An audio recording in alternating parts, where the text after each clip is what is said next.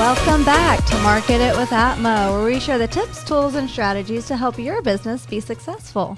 Today, we have on the show a very special guest, Mr. Gueston Smith, owner and founder of Guest Creative. Welcome, Gueston. Thank you. It's a pleasure to be here.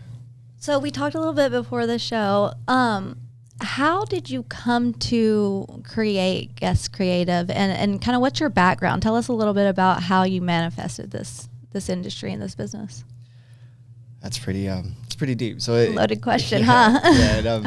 So there's a lot of alignment at play, but it started out with my initial curiosity for creativity, drawing, art, things like that. I've had very artistic parents, and artistic and entrepreneurial parents. They chase their own freedom. They chase their own opportunities, and so that's something I kept in mind as I continued to grow.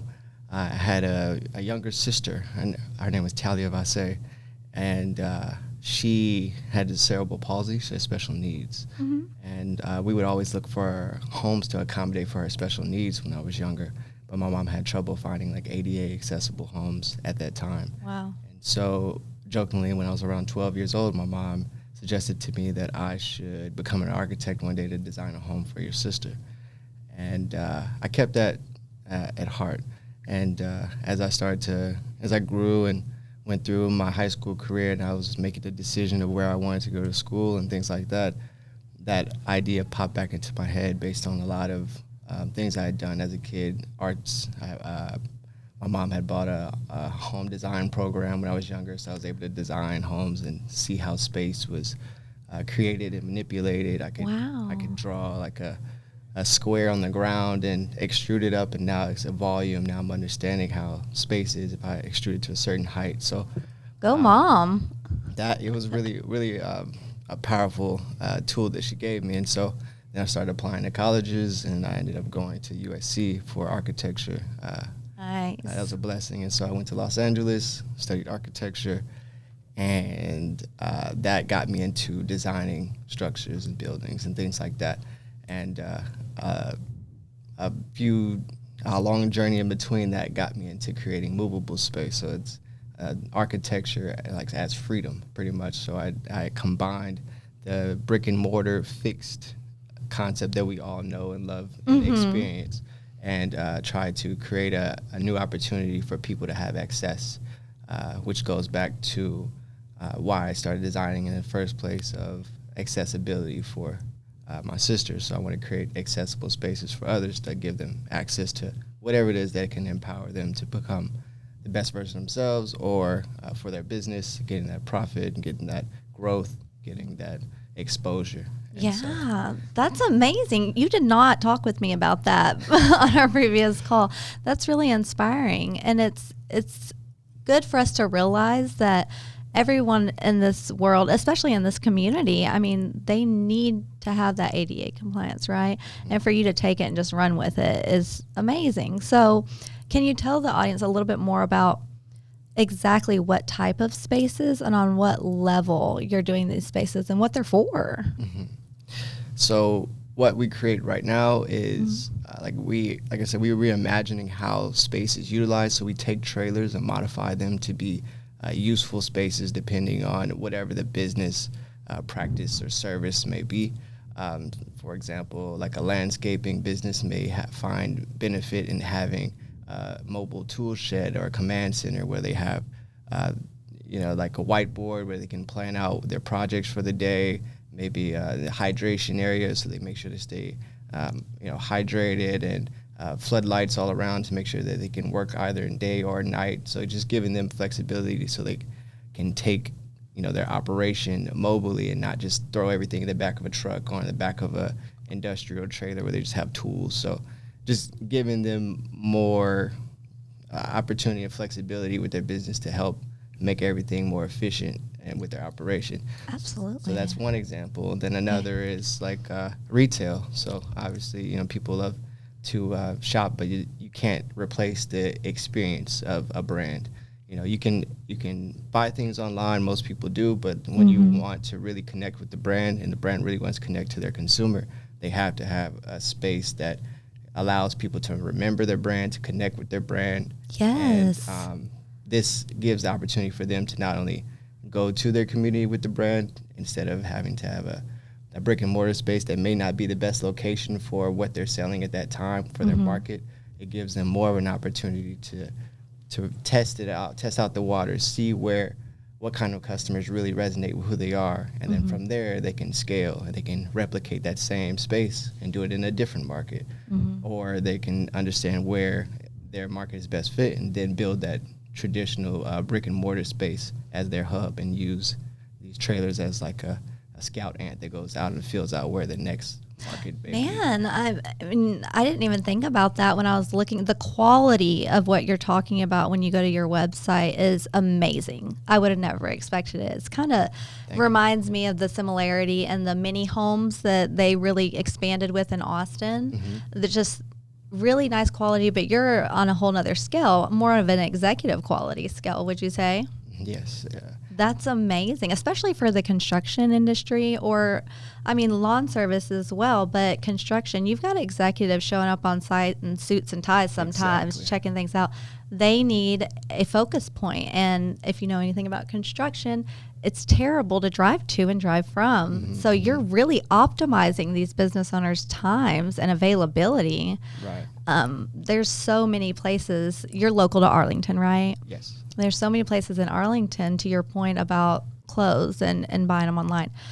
I have to go to a lot of different events. So I can't just opt for buying online. I have to make sure that it fits. You know, maximizing my time, I'll just go in and get what I want.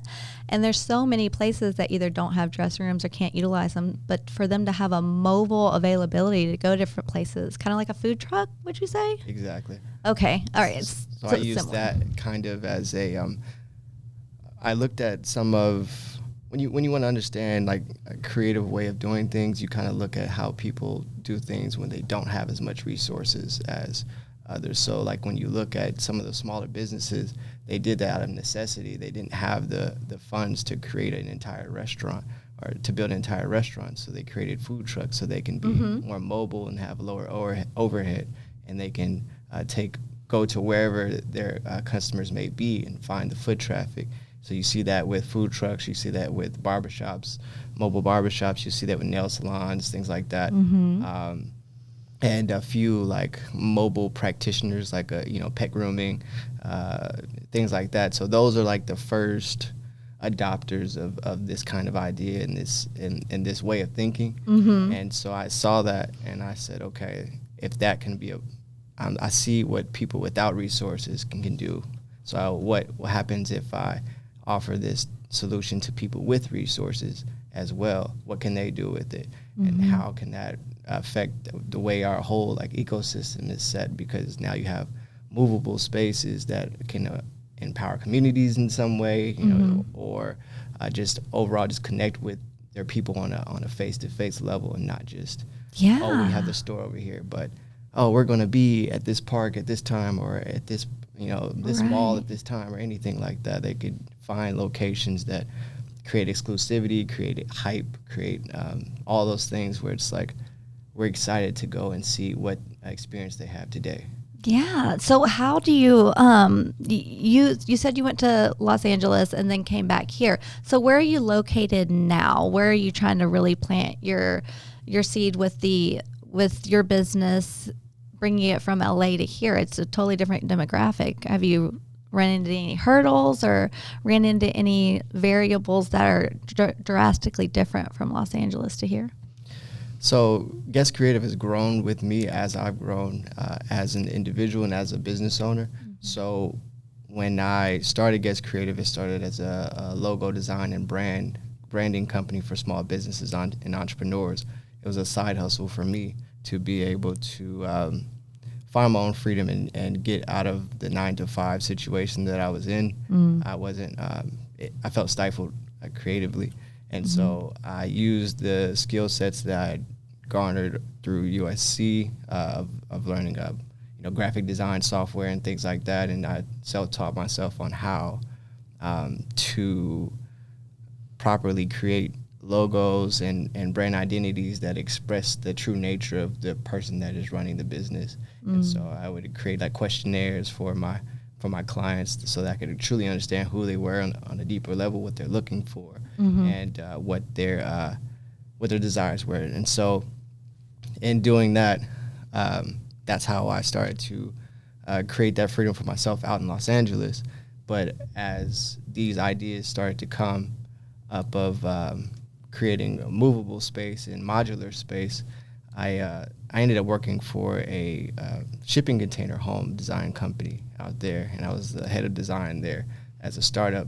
That was the flow from my 9 to 5. That was my next move. I ended up finding a company that designed homes out of, like, modular homes out of shipping containers. It was very unique, and I found my interest in that from combining the graphic design and modular spaces. I had saw that they were doing pop-up shops out of shipping containers around the world, and it was really interesting to me. Yeah, that's honestly the creativity that you bring to that space of them redesigning the shipping containers is, you can tell there's a lot of quality and care in it. It seems like you're really passionate about under-promising and over-delivering, maybe. That's right. Because when we had the conversation about what is this business, I could think of so many things in my mind, but going to your website and seeing the quality of work that you do, it's just unimaginable. So what are your plans for Guest Creative in the next 3-5 years? Are you guys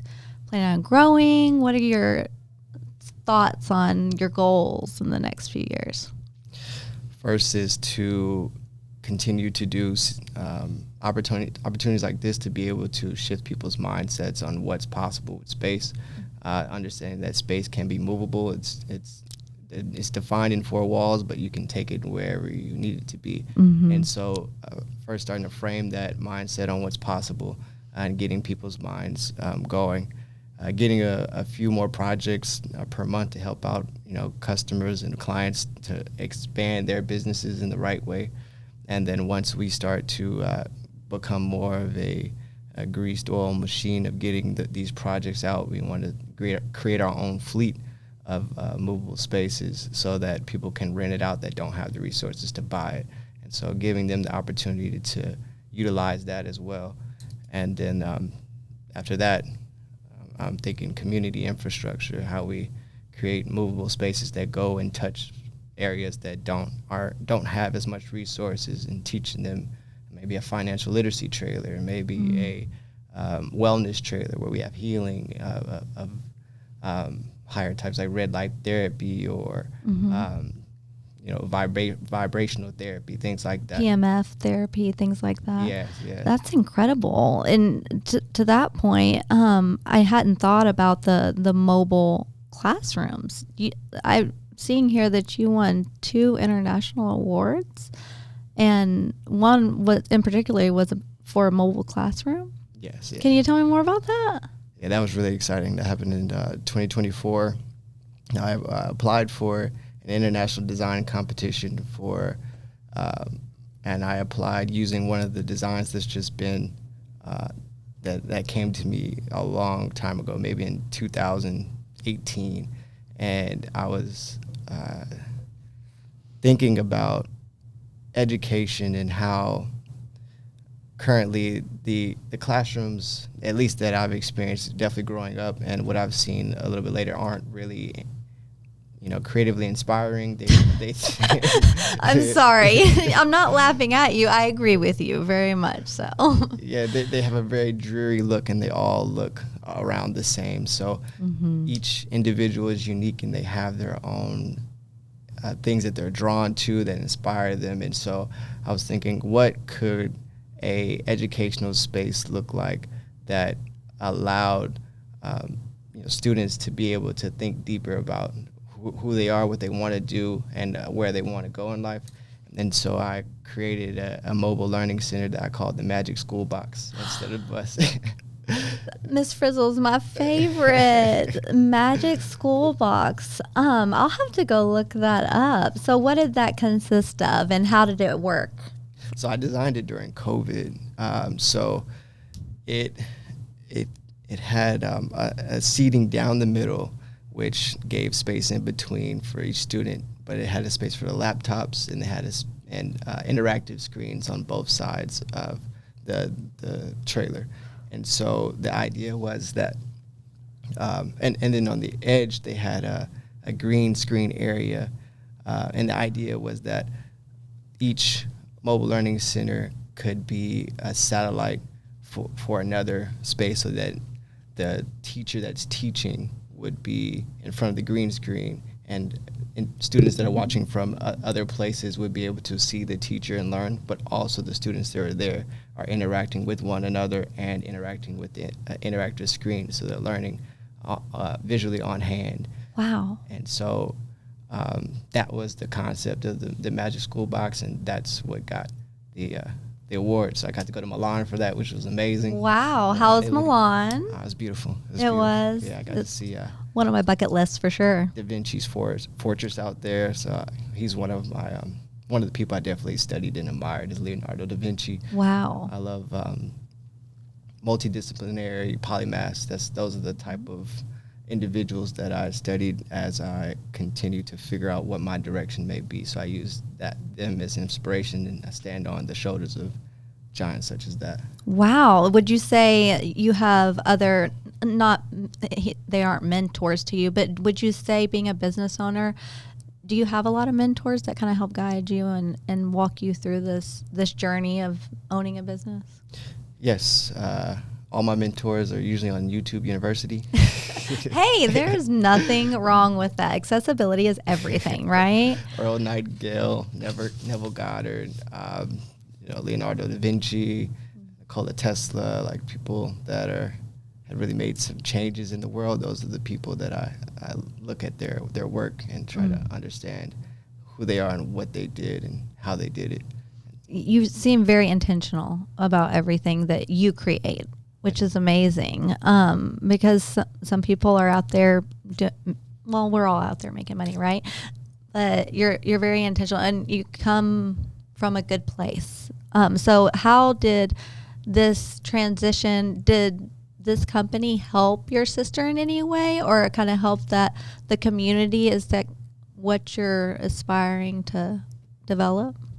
Yes, it helped her in spirit. She passed away when I was 14. So I'm sorry. Thank you. She gave me the drive and the emotional fortitude to not quit, and that's something I hold with me dear. And that's how I continue to just fall into alignment. When something doesn't work out, I just kind of scale out. So I say, when in doubt, zoom out. I like that. The rhyming hook is amazing. Thank you. When in doubt, zoom out. And I zoom out and I look at what the overall trajectory is, and I find my alignment by, just sitting with God and thinking like, okay, what am I doing here? What's next? What feels right for me? And I continue to just put one foot in front of the other, and that got me here in a multidisciplinary path. So I definitely wasn't planning this journey out. When you say intentional, I wasn't planning it out from the beginning. Kind of just manifested. Yeah. So you architecture is your passion, though, at the core of everything. That's right. You truly love developing and creating, right? That's right. So can you tell me, because we work off of at Advent Trinity the build, launch, grow, scale methodology. So how would your process look with your owners? Because you're working with owners of small businesses, mid-size or large, right? So how do you take your customers through that journey? So we have an assessment tool on our website that it's a very comprehensive questionnaire that allows the owner to think through their business and how they could be used mobily, but also help us understand what their real goals are and what their limitations and their budget is. And so we reverse engineer it from there. And so we say, okay, you have this budget, you have this concept that you'd like to have, and you'd like to do this with your business. And then so we look for solutions that can fit all of those criteria. And so that's why I work with multiple fabrication partners around the U.S. that I've curated and been to their factory and understand how they work and build good relationships with the people on their team, so that I'll look for the trailer that best fits their use case. So Right. it's like a learning center, maybe a 40-foot trailer, but if you just have a mobile boutique, maybe you only need 16-foot. And so it's like I'm looking at all of those things and finding a good solution for you to make sure that it doesn't break your bank, but also making sure that you own your space. Yeah. And you can build on your own terms. Wow. That's incredible. It really is. So you're national. You can really help any business owner, not just here in the Grand Prairie, Arlington area. That's right. Because this is a very tactile, you have to be kind of on site, but with those partnerships, I mean, that's got to leverage a lot in the different areas. So how do you scale that? How do you reach those business owners in your local area and outside of your local area? What's your process right now? Right now it's just authenticity and getting the message out and in the most organic way that I can, because at times I thought about doing a certain kind of marketing, but I hadn't figured out how I wanted to articulate the message yet. Yeah, create the foundation, right? And so I was working to create the foundation and make sure that the whole base is strong, the concept is strong, and the direction is strong, and the vision. And so how I scale that is going to be to continue to get the word out and still to take on really interesting projects at the time that I can showcase, and then start putting on YouTube and Instagram and TikTok and all that kind of stuff, just so that people can get in the right places. And in the meantime, between time, a lot of cold calling, a lot of LinkedIn. Networking, right? Networking, things like that, just connecting with decision makers to put it in front of their face, like, oh, this is a possibility. Right. I would have never thought of it until we had that conversation, and going to your website, the visual is so much more impactful than talking about it, because people can talk about mobile anything all day long. But the quality, I'm thinking about just getting one and traveling around the world in it, a freelance professional, right? Mobile podcast studio. There you go. I like that, actually. Okay, we're going to talk to the CEO after this. So funding and partnerships, are you wanting to work with nonprofits? How are you scaling your business in terms of partnerships? Or are you right now? Right now we're not, but going forward, like I said, we're looking to scale to different markets around the U.S. to be able to have those opportunities for other cities. But Dallas-Fort Worth is my base hub because my family's here, and I want to come here to build with my family. And we actually have a outdoor venue space in Fort Worth. It's called Vase Rendezvous. It's named after my sister for if you have any wedding venues or events or corporate events that you'd like to throw. That's a family business of mine, and that's another core reason why we moved out here, why I moved back here. And there's a lot of opportunity for me to set mobile spaces because it's a 10-acre piece of land right off of Lake Arlington.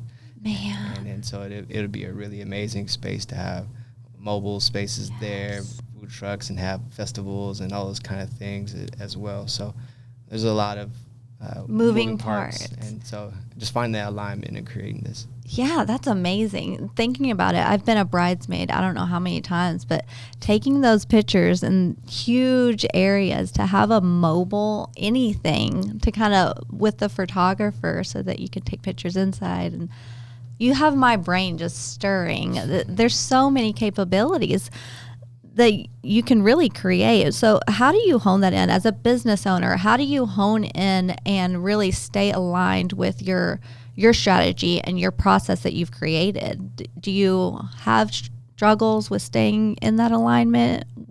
What have you overcome as a business owner that you can help other business owners with? You have to let the market tell you about your business as well. So right now I have a lot of ideas, and my mind runs everywhere. So I more so just want to put it in front of people and allow the market to tell me what they really need and what they really want after proposing what's possible. And so as I continue to show visuals of all the things that can be done, as I start to get more projects of built projects where they should see it in activation, more minds are going to shift, more brains are going to start going down that creative route. Oh, we can do this too, or we can do this too. So I'm kind of moving along that lane and trying to stay in alignment, just continuing to refine the vision and keep taking steps forward, making the right connections, crossing my T's and dotting my I's along the way. Yeah. So you're really in the launch phase kind of your business, really spreading that brand awareness and letting people know your capabilities, which is amazing. So what is the time frame of beginning to end for you when you start working with a new client to develop one of these mobile office or mobile podcast room like this one? So that depends on the level of finishes you want in there and the type of finishes, but this mobile basketball, this company that I did a mobile basketball retail trailer with, I got that done in about a month. So wow, that's pretty quickly, but they don't need all of the storage and the cabinetry and wiring for TVs and things like that, so it's a little bit faster. So it just depends on the build out, but it could go anywhere from a month to 6 months. Wow, depending on the quality and the capability at the time. And what's in there and what's in the fabricator's queue, things like that. But we're very open, we're very communicative about all that's going in, so we'll let you know individually on what the specific restraints are with your project, with your design, and then we keep it going from there. Wow, you really kind of hit a sweet spot in the market that a lot of people haven't even gotten close to touching. So brand awareness is really important to you right now, and building that relationship. We're very big about building relationships here, it's not sales at all. If you call me a salesperson, by the way, I'll be very upset. But that relationship's important because people buy from people they know, like, and trust. And the keyword of marketing is market. So to your point, I mean, listening to what the people in the area or in any area need, and you being present and creating those relationships is invaluable, I would say.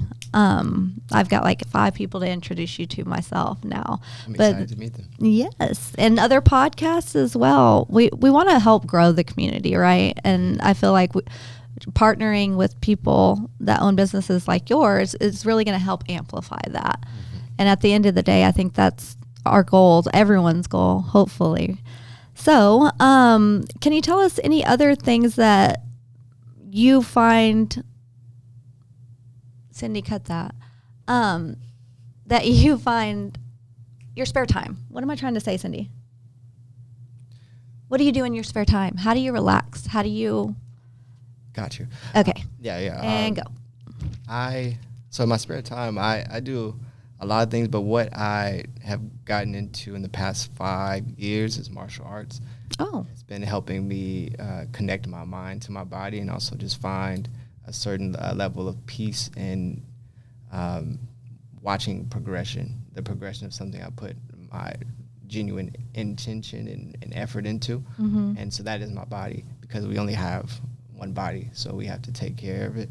And when I practice Jeet Kune Do, which is interesting. I haven't heard of that. That's Bruce Lee's philosophy. So that's what they call him the godfather of MMA. So he basically he was one of the first to combine multiple martial arts disciplines together to create his own. And basically that's what Jeet Kune Do is an expression of self in combat form by understanding all of the variations of combat. So I got really deep into the philosophical part of that as well as the practical, actual part of it. So I train it a lot. I play basketball. I hang out with family. I like to. Do you think that's important as a business owner? Yeah, you need balance. You need balance with. Everyone does. Protecting your mind, body, and spirit, making sure you're growing all of those things. That way you can show up fully to your business and not feel drained because you're still giving to yourself in other ways. Absolutely. I think we all get kind of caught in that rat race. So really honing back in on that and having someone kind of bring it to light again is really helpful. A mobile relaxation unit. That's right. Yes, I've got some. I think I'm going to end up working for you too on this one. Let's do it, story. So is there any other kind of insights you want to give us?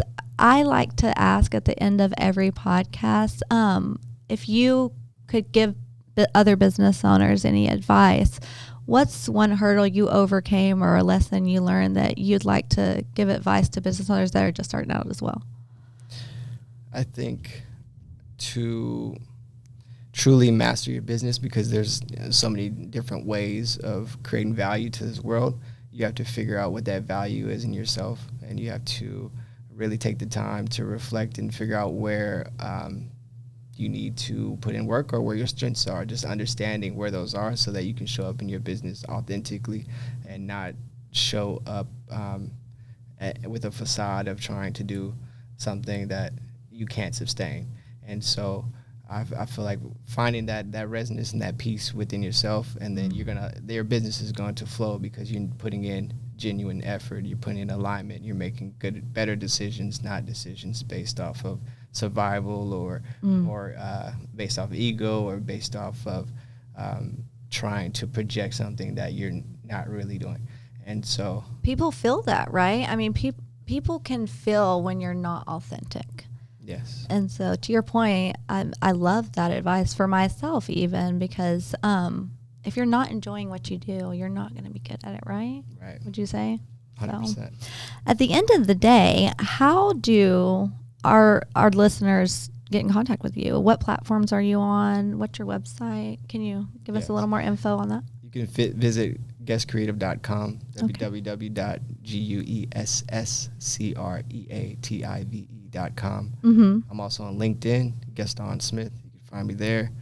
If you want to see some of my martial arts or anything like on my personal level, my Instagram is Gueston Cordae, GUESTONCORDAE, and our company Instagram is Guest Creative, @Guest Creative. So it's very simple. Wow. Well, thank you so much for sharing that. I encourage everyone to go and look at these. It's inspiring.